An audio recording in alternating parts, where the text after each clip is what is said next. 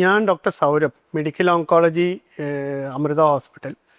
ഇന്ന് February 4 world cancer day ആണ്. ഇന്ന് വേൾഡ് ക്യാൻസർ ഡേയുടെ ഒരു ഇമ്പോർട്ടൻസ് ക്യാൻസറിനെ പറ്റിയുള്ള പല പല ഇൻഫർമേഷനുകൾ എല്ലാവരുടെ അടുത്തും എത്തിക്കുകയും അതിന് രോഗത്തിനെ പറ്റിയൊരു അവയർനെസ് എല്ലാവർക്കും ഉണ്ടാക്കുകയും ഒക്കെയുള്ള ഒരു ഭാഗമാണ് വേൾഡ് ക്യാൻസർ ഡേയുടെ.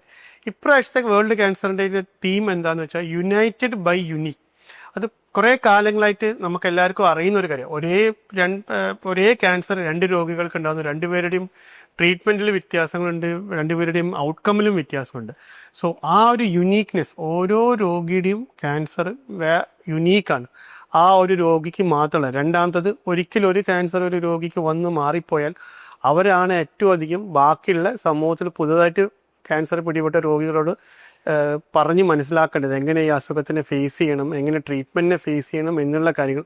അതിൽ നിന്ന് ഭയപ്പെട്ട് ഓടേണ്ട ആവശ്യമില്ല എന്നുള്ള കാര്യങ്ങൾ പറഞ്ഞ് മനസ്സിലാക്കേണ്ടത് ഈ രോഗികൾ തന്നെയാണ്. ഈ രണ്ട് കാര്യങ്ങളാണ് ഇപ്രാവശ്യത്തെ ഈ യുണൈറ്റഡ് ബൈ യുണീക്ക് എന്നുള്ളത്. അതായത് ഒരു യുണീക്ക് ഇൻഡിവിജ്വൽ, യുണീക്ക് ക്യാൻസർ വേറൊരാളെ അവർക്കുണ്ടാവുന്ന യുണീക്ക് ഇൻഡിവിജ്വലിനെ ആ ഒരു ട്രീറ്റ്മെൻറ്റ് ഫേസ് ചെയ്യാൻ വേണ്ടി സഹായിക്കുന്നു.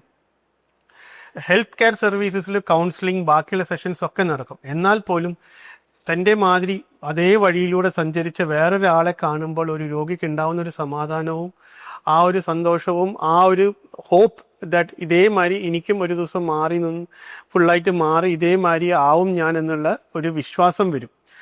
ആ ഒരു ഇത് മുമ്പോട്ട് കൊണ്ടുപോകാനാണ് ഈ യുണൈറ്റഡ് ബൈ യുണീക്ക് എന്നുള്ള തീം ഇപ്രാവശ്യം വേൾഡ് ക്യാൻസർ ഡേക്ക് വെച്ചിരിക്കുന്നത്. ഇത് കൂടാതെ വേറൊരു കാര്യം അതേ വിധത്തിൽ വരുന്നത് എന്താണെന്ന് വെച്ചാൽ ഓരോ രോഗികൾക്കും വ്യത്യസ്തമായ ട്രീറ്റ്മെൻറ്റുകൾ ഉണ്ടാവാം. അതായത് ഒരു രോഗിക്ക് ഉണ്ടാവുന്ന ഒരു ഉദാഹരണം പറയാം, ബ്രസ്റ്റ് ക്യാൻസർ ആണ്, സ്റ്റേജ് 2 ആണ്.